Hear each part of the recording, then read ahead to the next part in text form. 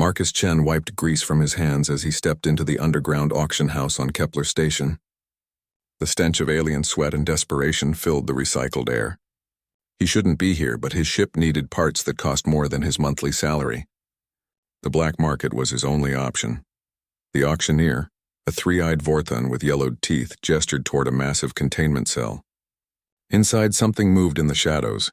Marcus squinted through the crowd of bidders, smugglers, crime lords, and worse. Lot 73, the Vorthon announced. One Fenrisian wolf guardian, female, combat-trained, perfect for gladiatorial events or personal protection.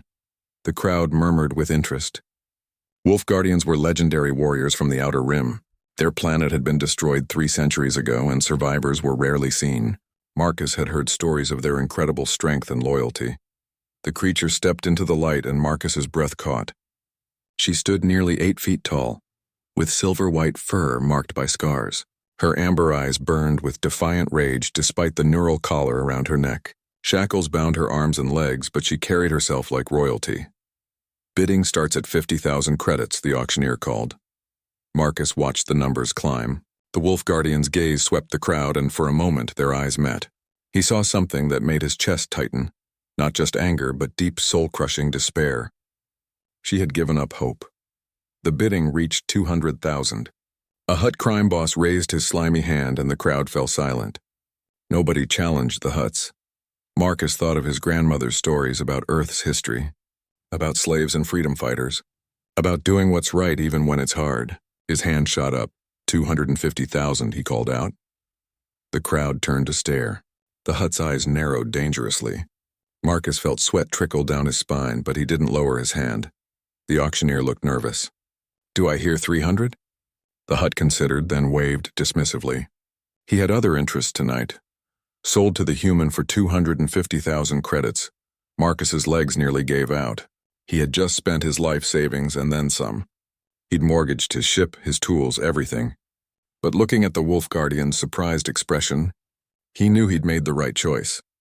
2 hours later, Marcus stood in his ship's cargo bay as station security delivered his purchase. The Wolf Guardian was unconscious, drugged for transport. They dumped her on the floor like cargo and left without a word. Marcus waited until they were gone, then knelt beside her. Up close, he could see the full extent of her suffering. Burn marks from torture devices, malnutrition despite her powerful frame. The neural collar was a particularly cruel model. It would cause agony if she disobeyed commands. He pulled out his toolkit and examined the collar's locking mechanism.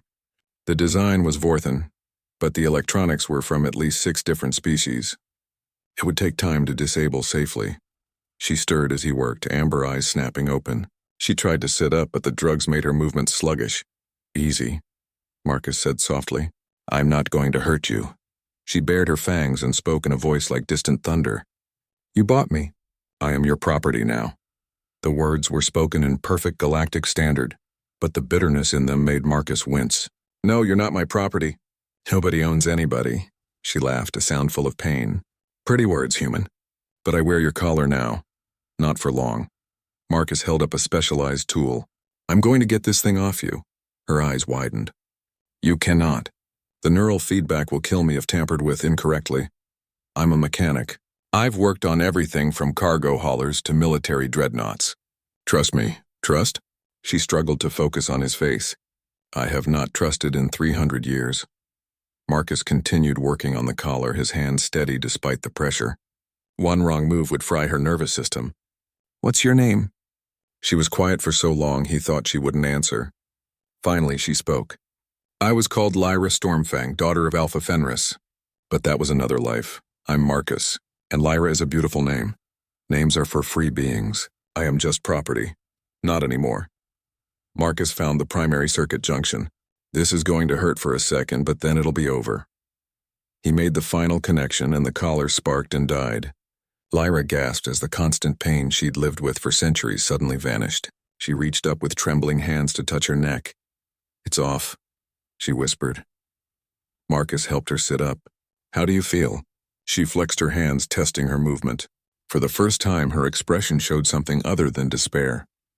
I feel it myself for the first time in so long. Good, are you hungry? I've got some ration packs. Lyra stared at him as if he were speaking an alien language. You feed me? Ask me how I feel. What manner of game is this? It's not a game. You're free now. You can do whatever you want. Free? She laughed again, but this time it held a note of hysteria. Human, do you know what I am? What I've done? Marcus met her gaze steadily.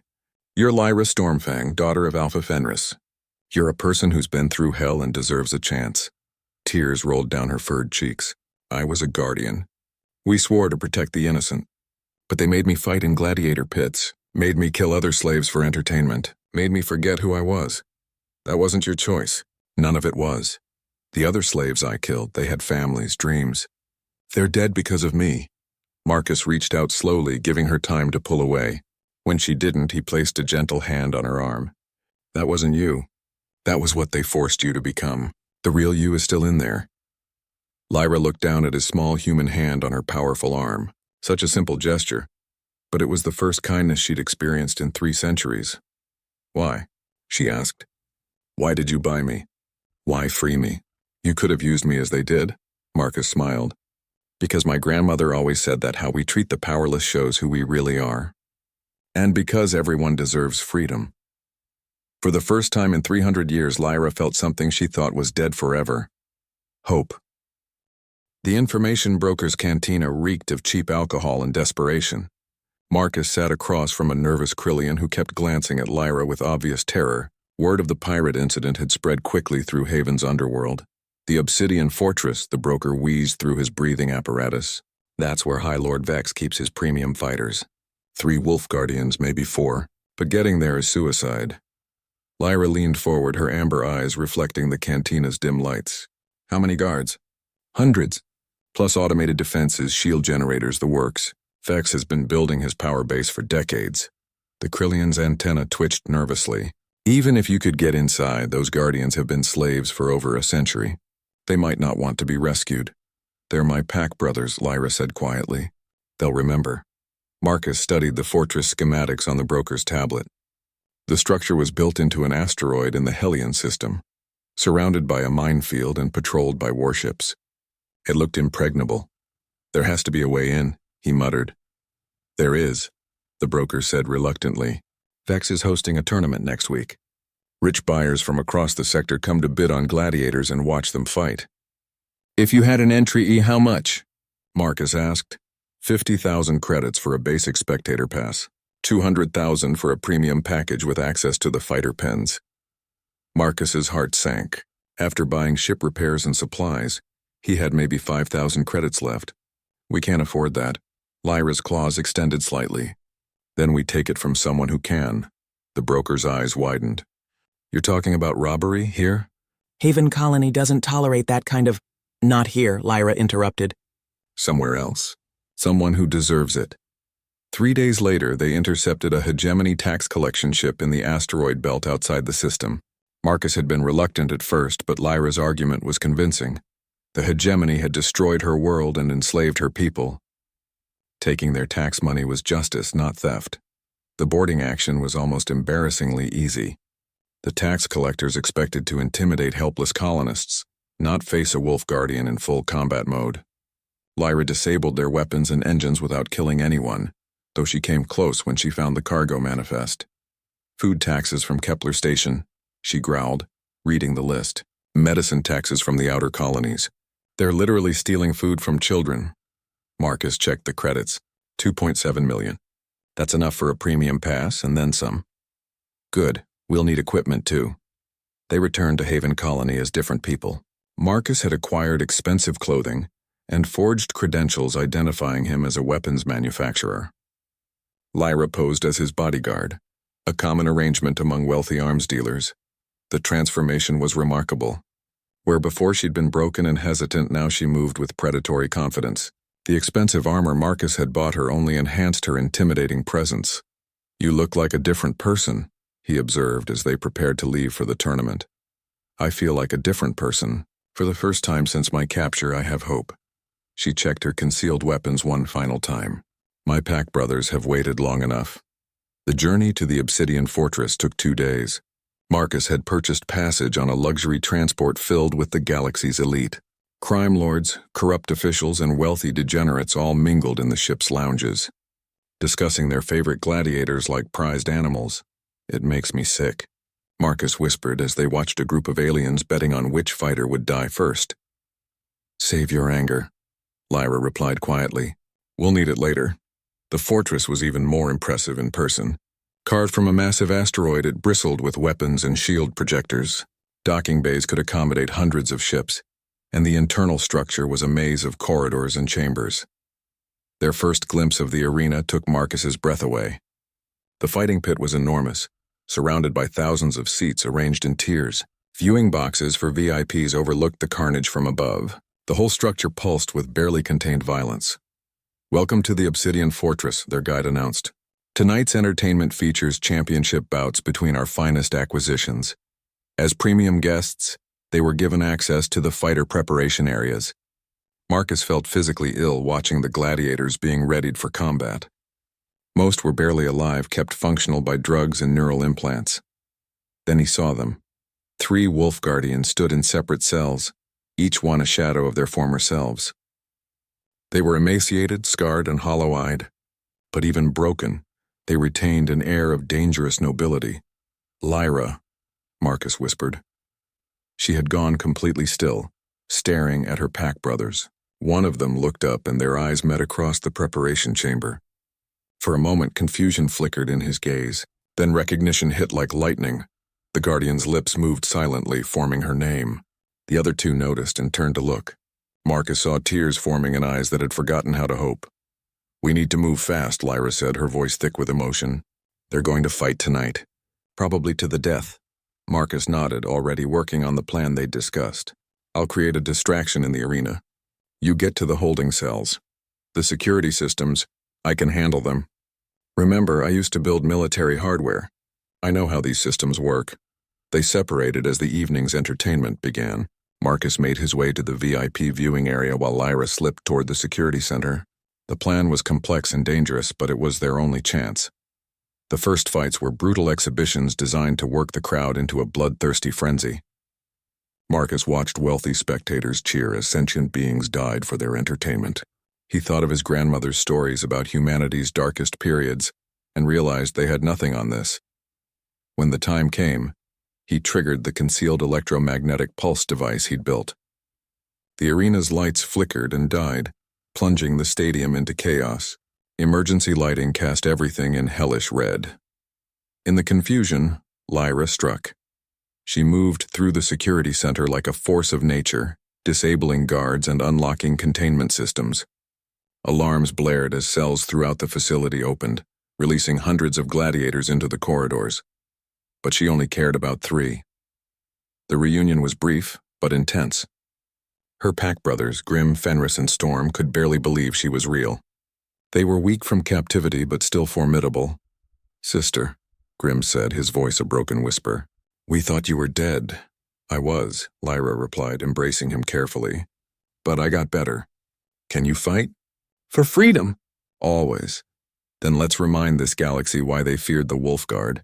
The escape was a running battle through the fortress corridors. Security forces tried to contain the prison break. But 100 desperate fighters led by 4 Wolf Guardians was more than they could handle. Marcus met them at the docking bay, the ship's engines already warming up. But High Lord Vex was waiting with a squad of elite guards. Going somewhere? The crime lord asked, raising a military-grade plasma cannon. Lyra stepped forward, shielding Marcus with her body. You've stolen enough years from us. You were my property. All of you. And I don't give up my property easily. We were never property. We are guardians and you are nothing. Vex pulled the trigger. Lyra took the full blast in her chest and went down hard. Marcus screamed and tried to reach her, but Grim held him back. She lives, the guardian said grimly, but barely. We must go now. The last thing Marcus saw as they fled was High Lord Vex's fortress erupting in flames as the freed gladiators took their revenge. But all he could think about was Lyra. Bleeding and broken in the ship's medical bay, she had saved them all. Now it was his turn to save her. 3 days into their journey, Marcus discovered that freeing Lyra was the easy part. Living with her was proving much more complicated. She refused to sleep in the passenger quarters he'd prepared. instead curling up in the cargo bay corner like a wounded animal. She ate the food he brought but wouldn't join him at the table. Most disturbing of all, she kept asking when he would give her orders. "I told you you're free," Marcus said for the 10th time as he brought her breakfast. "You don't need my permission to do anything." Lyra sat with her back against the wall, watching him with those unsettling amber eyes. "All masters say such things at first. They enjoy the pretense." Marcus set the food down and sat across from her, maintaining distance. "I'm not your master. I'm barely keeping this ship running on fumes and prayer." "Then why did you buy me? Humans always want something. Maybe I wanted to do something good for once." He gestured around the cramped cargo bay. "Does this look like the ship of someone with ulterior motives?" For the first time since the auction, Lyra's expression softened slightly. The ship was indeed a wreck. Patches covered hull breaches, wiring hung from open panels, and the engine made concerning noises every few hours. "You are not wealthy," she observed. "Broke as a joke, actually. Buying you cleaned out everything I had." "Then you are foolish," Marcus laughed. "Yeah, probably. But I've done worse things for worse reasons." Lyra tilted her head, a gesture that reminded him she wasn't quite human. "What worse things?" "I used to work for Titan Corp, military contracts. I built weapons systems that killed a lot of people." He stared at his hands. "Told myself I was just following orders, just doing my job." "Sound familiar?" Understanding flickered in her eyes. "You feel guilt for your actions, don't you?" "Guilt is a luxury slaves cannot afford." She picked at the ration pack. "But sometimes in the night I hear their voices. The ones I killed." They sat in comfortable silence for a while.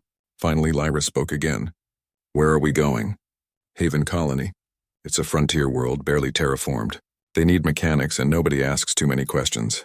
"And me? What happens to me there?" Marcus shrugged. "Whatever you want. You could start a new life, travel to another system, anything. I have no money, no identification, no legal existence. We'll figure it out. I know some people who can help with documents." Lyra studied him intently. "You risk much for a stranger. My grandmother used to say that strangers are just friends you haven't met yet." "Your grandmother said many things. She was a wise woman. Lived through the corporate wars, saw humanity at its worst and best." Marcus leaned back against a supply crate. "She always said that how we treat each other in the dark times shows who we really are." The Fenrisian believed something similar. "The pack is only as strong as its weakest member." Lyra's voice grew distant. "We had sayings for everything. Codes of honor that governed our lives. What happened to your people? The stories I heard were vague." Pain flashed across her features. "The hegemony wanted our world. We had rare minerals, strategic location. When we refused to join voluntarily, they manufactured a plague." Marcus felt his stomach clench. "A plague?" "Designed specifically for Fenrisian biology. 90% of my people died within months. The survivors were captured and sold into slavery." Her hands clenched into fists. "I was a young guardian then. Fresh from my trials. I thought I could protect everyone. How many survived? A few thousand scattered across the galaxy. Most are dead now. The lucky ones died in the fighting pits." She looked at him with ancient eyes. "I am likely among the last dozen left alive." The weight of that revelation settled over Marcus like a cold blanket. She wasn't just a person he'd freed. She was a living representative of an entire civilization. "I'm sorry," he said quietly, "for all of it. Humans had nothing to do with Fenris's destruction. The hegemony is made up of many species. But we didn't stop it either. Humanity was part of the Galactic Council when it happened." Lyra studied him with new interest. "You feel responsibility for crimes you did not commit? Sometimes the only thing necessary for evil to triumph is for good people to do nothing." Another saying from your grandmother? Ancient human philosopher, actually, but she quoted it a lot. They were interrupted by an alarm from the cockpit. Marcus jumped up and ran forward with Lyra following. The navigation display showed multiple ship signatures approaching fast. "Pirates," Marcus muttered, recognizing the energy patterns. "Vulture-class raiders." Lyra moved to the weapon controls, her movements suddenly fluid and predatory. "This ship has armaments?" "Barely. A single pulse cannon that overheats after 3 shots." Marcus frantically worked the controls. "We can't outrun them and we sure can't outfight them." "How many ships?" 4, maybe 5. Lyra's lips pulled back from her fangs. "I can handle 5 ships worth of pirates." "With what weapons?" "You're unarmed. She flexed her claws. I am the weapon. Before Marcus could protest, the ship shuddered as pirates latched onto the hull. He heard cutting tools beginning to work on the airlock. They'll be through in minutes, he said. Lyra moved toward the airlock with deadly grace. How many crew members per ship? 3 to 5. So maybe 20 pirates total. Good odds, Marcus stared at her. Good? There are 20 of them and one of you. She turned back to him, and for the first time since he'd freed her, she smiled. It was a terrifying expression, all fangs and predatory joy. Human, I have spent 3 centuries being forced to fight for others' entertainment. Now I get to fight for something that matters. She cracked her knuckles, and the sound was like breaking bones. Time to remind the galaxy why wolf guardians were feared. The airlock door exploded inward, and armed pirates poured through. The first one took 3 steps before Lyra's claws opened his throat. The second managed to raise his weapon before she broke his neck with a casual backhand. Marcus watched in stunned amazement as the woman he'd thought of as broken and defeated transformed into something out of legend. She moved like liquid death, flowing between the pirates' attacks with impossible grace. In less than 2 minutes, the boarding party was dead, and Lyra stood among the bodies without a scratch on her. She looked back at Marcus, breathing hard but grinning. Now that felt good. Marcus had never felt so helpless.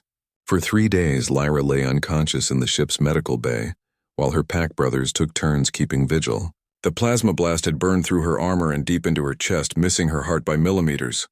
Human medicine cannot heal this, Grim said quietly, his scarred face etched with worry. She needs Fenrisian healing rituals, ancient knowledge lost when our world died. There has to be something, Marcus insisted, checking the medical scanner for the 100th time. Some treatment, some medicine. You care for her, Storm observed. The youngest of the 3 guardians had been studying Marcus with curious amber eyes. More than a business partner should, Marcus didn't deny it.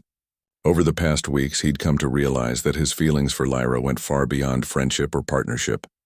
She had become the most important thing in his life. She saved all of us, he said simply. No. Fenris spoke up from the corner. The eldest guardian bore the most scars, his fur gone white with age and suffering. You saved us first. When you freed her, you gave her back her purpose. A guardian without purpose is already dead. They were interrupted by a weak voice from the medical bed. Are you all discussing my funeral? Marcus spun around to find Lyra's amber eyes open, though clouded with pain. You're awake! Barely. She tried to sit up and winced. How long? 3 days. We're in hyperspace, heading for the frontier worlds. Good. The hegemony will be hunting us now. She looked at her pack brothers with wonder, as if still not believing they were real. You all look terrible. Grim laughed, the first genuine sound of joy Marcus had heard from any of them. You always were too honest, sister. Someone has to be. She struggled to focus on Marcus. The other gladiators? We got everyone off the station before it exploded. Most scattered to different systems, but some wanted to stay together. They're following another ship. Following where? Marcus smiled. That's the surprise. Remember when I said I knew people who could help? I wasn't talking about document forgers. 2 days later, they dropped out of hyperspace near a world that didn't appear on any official star charts. It was green and blue and beautiful, with 3 small moons and a stable sun. Welcome to New Fenris, Marcus announced. The Guardians stared at the planet in stunned silence. Finally, Lyra found her voice. What is this place? A world the hegemony doesn't know exists. Hidden in an uncharted system, settled by refugees and rebels. Marcus brought up orbital scans on the main display. My grandmother was one of the original colonists. They've been building a sanctuary here for over 50 years. And you think we would be welcome? I know you would. The Colony Council has been waiting for you. The landing was emotional. Representatives from New Fenris met them at the spaceport, including several humans Marcus hadn't seen in years. But the real surprise came when they reached the council chambers. 5 wolf guardians stood waiting for them. Pack brothers, one of them said, stepping forward. We have been hoping for this day. Lyra nearly collapsed. Marcus caught her arm, steadying her. I thought we were the last, she whispered. We thought the same. We escaped during the initial invasion, found our way here by chance, when the humans told us others might still live. He gestured helplessly. We dared not hope. The reunion was overwhelming. 8 wolf guardians, perhaps the last of their species, finally together again. They spoke in their native tongue, sharing stories of loss and survival, grief and hope.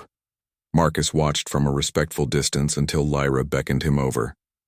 "This is Marcus Chen," she announced to the assembled guardians. "He is the human who freed us. Without him, we would still be slaves." The senior guardian, a massive female with silver-streaked fur, approached Marcus. "I am Alpha Kira, leader of the new Fenris pack. Lyra has told us what you did. Such courage deserves recognition." Before Marcus could respond, she placed her hands on his shoulders and spoke in formal tones that carried ancient weight. "Marcus Chen, friend of the pack, liberator of the enslaved. By the old laws and the old ways, I name you guardian friend, honorary member of our family. Your courage has earned you a place among us for as long as you wish it." The other guardians howled their approval, a sound that echoed through the chamber like rolling thunder. Marcus felt tears in his eyes as he realized he'd found something he'd never known he was looking for: a family. Over the following weeks, the rescued guardians began to heal. The other gladiators they'd freed found places in the colony, contributing their skills to the growing community. New Fenris was becoming something special, a place where the galaxy's refugees could find hope. But Marcus noticed that Lyra remained restless. She trained with her pack brothers, helped establish security protocols, and worked to integrate the newcomers. But something was missing. He found her one evening sitting on a hill overlooking the main settlement. The 3 moons were rising, painting everything in silver light. "Regrets?" he asked, settling beside her. "No regrets, but..." She gestured at the peaceful scene below. "This is wonderful. My people are safe, happy. But out there, others are still suffering. The other slaves. Not just slaves. All the powerless, the forgotten, the abandoned. The galaxy is full of them." She looked at him with those striking amber eyes. "I keep thinking about that auction house. How many others were sold that night? How many are being sold right now?" Marcus nodded slowly. "You want to go back out there?" "We want to go back out there," she corrected. "That is, if you're willing to be partners again." "Partners in what exactly?" Lyra smiled, and it was fierce and beautiful. "Revolution.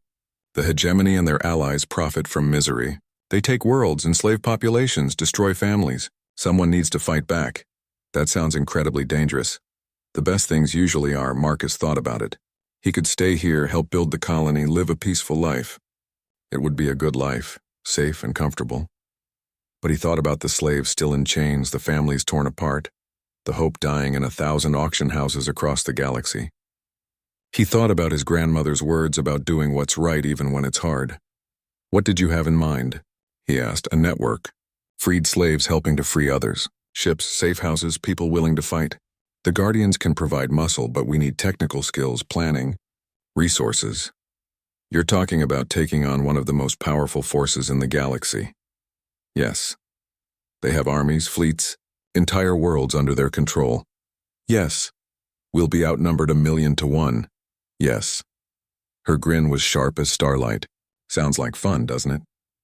Marcus looked out over New Fenris at the lights of homes where people lived free from fear. Then he looked at Lyra, at the hope burning in her eyes like a small sun. "When do we start?" "Tomorrow. Alpha Kira has already volunteered half the pack for the mission. The council has approved funding for ships and equipment. And the other gladiators want in. Turns out being enslaved makes people very motivated to fight slavery." "So this was all planned?" "Not planned. Hoped for."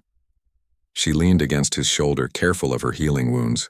"A wise human once told me that everyone deserves freedom. I want to make sure they get it." They sat in comfortable silence, watching the moons rise over their new home. Tomorrow would bring danger and uncertainty. They would face impossible odds against ruthless enemies. But tonight, they had each other. And they had hope. And sometimes, Marcus thought, that was enough to change the galaxy. Marcus stared at the carnage in his cargo bay, then at Lyra, who was calmly wiping blood from her claws. 20 minutes ago, she'd been a broken slave. Now she stood among the bodies of armed pirates like an ancient war goddess. "We need to deal with their ships," she said matter-of-factly. "The survivors will call for reinforcements." "Survivors?" Marcus looked around at the bodies. "You killed them all." "The boarding party, yes. But each pirate ship has a pilot who stayed behind." She checked the pirates' weapons, selecting a plasma rifle. They will be organizing a second wave. As if summoned by her words, Marcus's communication system crackled to life. Unknown vessel, this is Captain Vex of the Red Claw Pirates. You have 60 seconds to surrender before we blast you into scrap. Marcus reached for the comm, but Lyra caught his wrist. Her grip was gentle but unbreakable. Let me speak to them, she said. Lyra, they have ship weapons. We can't fight them in space. She smiled that predatory smile again. Trust me. Marcus reluctantly handed her the comm. She activated it and spoke in a voice like rolling thunder. This is Lyra Stormfang, daughter of Alpha Fenris, last guardian of the Wolf Pack. Your boarding party is dead. Leave now or join them. Silence stretched across the comm channel. Then nervous laughter. Wolf Guardian. Those are myths, lady. Children's stories. Lyra's eyes blazed. Myths do not kill 20 armed pirates in 2 minutes. Myths do not tear through military-grade armor with bare claws. But I did both. Prove it, came the shaky reply. Lyra looked at Marcus. Open the cargo bay doors. That'll vent the atmosphere, just for a few seconds. Trust me. Against his better judgment, Marcus triggered the bay doors. The bodies of the pirates tumbled out into space, clearly visible to the watching ships. But what made him gasp was Lyra herself. She stepped into the vacuum of space without a suit, her fur rippling in the solar wind. Her species, he realized, must be adapted for space survival.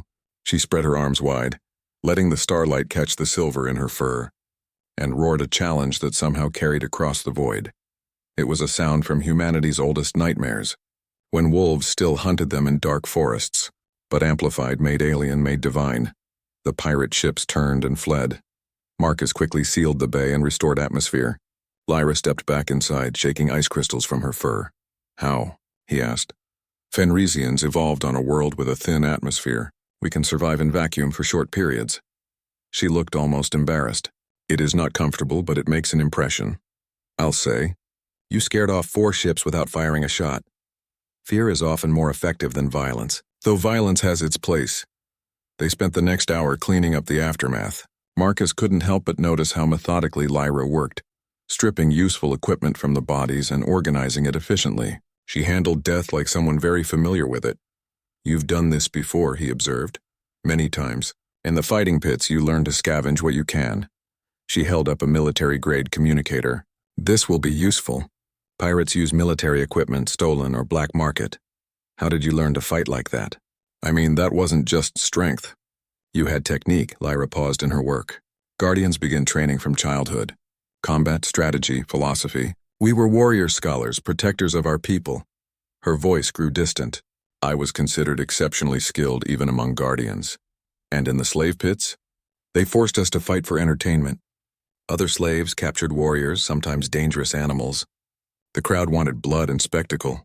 She clenched her fists. But they made a mistake. They thought suffering would break us. Instead, it honed us into perfect weapons. Marcus thought about that as they finished cleaning. Lyra, what you did today, saving us, that wasn't just fighting. You were protecting something. Yes. She met his eyes. I was protecting you. Why? Because for the first time in 3 centuries, someone showed me kindness expecting nothing in return. Because you risked everything to free a stranger. Because... She struggled with the words. Because I remember what it means to be guardian again. They reached Haven Colony 2 days later. It was exactly as Marcus had described. A frontier world of prefab buildings and endless possibilities. The spaceport was small but busy, with ships from a dozen species coming and going. As they prepared to dock, Lyra seemed nervous for the first time since the pirate attack. What happens now? She asked. Now you start your new life, Marcus said. I have contacts here who can help with identification documents. There are jobs if you want them, or ships leaving for other worlds if you want to travel. And you? I'll find work. The ship needs about 1 million credits in repairs, so I'll be here for a while. Lyra was quiet as they went through customs. The officials barely glanced at her forged documents. Marcus's contacts were apparently very good at their work. They emerged into the main settlement as Haven's sun was setting. The streets were bustling with activity, humans, aliens, and hybrids all mixing freely. It was exactly the kind of place where someone could disappear and start over. So many species, Lyra observed, living together peacefully. Haven's like that. Everyone here is running from something or looking for something. Nobody judges. They found a small hotel near the spaceport. Marcus got them 2 rooms, paying with nearly the last of his credits. "This is it," he said, handing her a key card. "Your new life starts here." Lyra took the card but didn't move toward her room. "Marcus, I have a question." "Sure. When you bought me, when you freed me, you said everyone deserves freedom. Do you truly believe that?" "Of course. Even for someone who has killed as many as I have." "Even for someone with blood on their hands?" Marcus thought about his own past, the weapons he'd built, the lives they'd taken. "Especially for someone like that. We all deserve a chance to be better than our worst moments." Lyra nodded slowly. "Then I have a proposal for you." "What kind of proposal?" "Your ship needs repairs. You need credits. I need purpose." She straightened to her full height, looking every inch the guardian she'd once been. "I want to work for you. Not as a slave, but as a partner." Marcus blinked in surprise. "Lyra, you're free. You can do anything you want. This is what I want. For 3 centuries I forgot who I was. You reminded me. Guardians protect those who cannot protect themselves. There are others out there like I was. Slaves, prisoners, people who need someone to stand up for them. You want to rescue slaves? I want to be guardian again, but not alone." She looked at him intently. "You have a good heart, Marcus Chen, and good hearts need protection in this galaxy." Marcus stared at her, seeing the determination in her amber eyes. "That sounds incredibly dangerous." "The best things usually are. And probably illegal. Definitely illegal." Marcus thought about his grandmother's teachings, about doing what's right even when it's hard. He thought about Lyra standing in that auction house, abandoned by hope. He thought about all the other slaves out there waiting for someone to care. He smiled and extended his hand. "Partners?" Lyra shook it carefully, mindful of her claws. "Partners. But I choose our first mission." "What did you have in mind?" Her grin was sharp as a blade. "I know where they're holding the other survivors of my pack." 6 months after the formation of the Free Pack, their rebellion had grown beyond Marcus's wildest imagination. What started as 8 wolf guardians and a handful of freed gladiators had become a network spanning dozens of systems. Marcus stood in the command center they'd built in New Fenris's mountains, watching holographic displays show their operations across the galaxy. Red dots marked slave facilities they'd identified. Green dots showed successful liberation missions. Blue dots indicated safe houses and allied colonies. "Status. Report," he called out to the room full of coordinators, former slaves of a dozen species working together. "Kepler Station operation successful," reported Zara, a Vorthon who'd escaped a mining colony. 17 slaves freed, no casualties on our side. "Excellent. What about the hegemony response?" 3 patrol ships dispatched to investigate, but they found nothing. Our people were already in hyperspace. Lyra entered the command center, her armor scarred from recent battles, but her bearing proud. The months of fighting had transformed her into something legendary. Part warrior, part symbol, part force of nature. "The Titan Corporation convoy?" she asked. "Hit successfully," Marcus replied. 53 workers freed from their employment contracts. Well, then we captured enough medical supplies to stock 3 field hospitals. "They're getting desperate," observed Grimm from his position at the intelligence station. "Hegemony forces are abandoning outlying systems to protect core facilities." "Good," Lyra said. "Fear makes them sloppy." But Marcus wasn't entirely pleased with their success. The bigger they grew, the more attention they attracted, and not all of that attention was welcome. His concerns proved justified 3 days later when long-range sensors detected a massive hegemony fleet approaching New Fenris. 12 dreadnoughts, 40 cruisers, and over 100 escort vessels, Fenris reported grimly. "They've found us." The command center erupted in controlled chaos as evacuation protocols kicked in. They'd planned for this possibility, but the scale of the response was staggering. "How long until they arrive?" Marcus asked. 6 hours, Alpha Kara replied. "Enough time to evacuate the civilian population, but not our infrastructure." "Then we fight," Lyra said simply. "With what?" Marcus gestured at the tactical display. "We have maybe 20 ships. They have a full battle fleet. We have something they don't." "What's that?" "Home advantage." "And humans." Marcus stared at her. "Humans? You've been very modest about your grandmother's legacy," Alpha Kara said with a slight smile. "But we've done some research. Elena Chen wasn't just a refugee. She was Admiral Elena Chen." Hero of the corporate wars, architect of the Terra Defense Fleet. And this matters because? Because New Fenris isn't just a refugee colony, Lyra explained. It's been preparing for this fight for 50 years. Your grandmother built a fortress, Marcus. We just needed to activate it. She led him to a secure elevator he'd never seen before. It descended deep into the planet's crust, finally opening into a vast cavern filled with military hardware. My God, Marcus whispered. Weapons platforms lined the walls. Orbital defense satellites waited in launch tubes. But the centerpiece was a massive cannon built into the planet's core, a magnetic acceleration system that could hurl projectiles at relativistic speeds. Your grandmother called it the Freedom Gun, Alpha Kara explained. She designed it to crack dreadnought armor from 1,000,000 kilometers away. Why didn't anyone tell me? Because knowledge of this place makes you a target, Lyra said softly. Your grandmother died protecting this secret. We weren't going to lose you the same way. Marcus felt the weight of his inheritance settling on his shoulders. His grandmother hadn't just been a refugee. She'd been preparing for the war that was finally coming. Does it work? We're about to find out. The next 6 hours were a blur of preparation. The civilian population evacuated to hidden bunkers while defense systems came online. The Free Pack ships took defensive positions, supported by fighters that emerged from concealed hangars. Marcus found himself in the primary control center, his hands-on controls his grandmother had designed.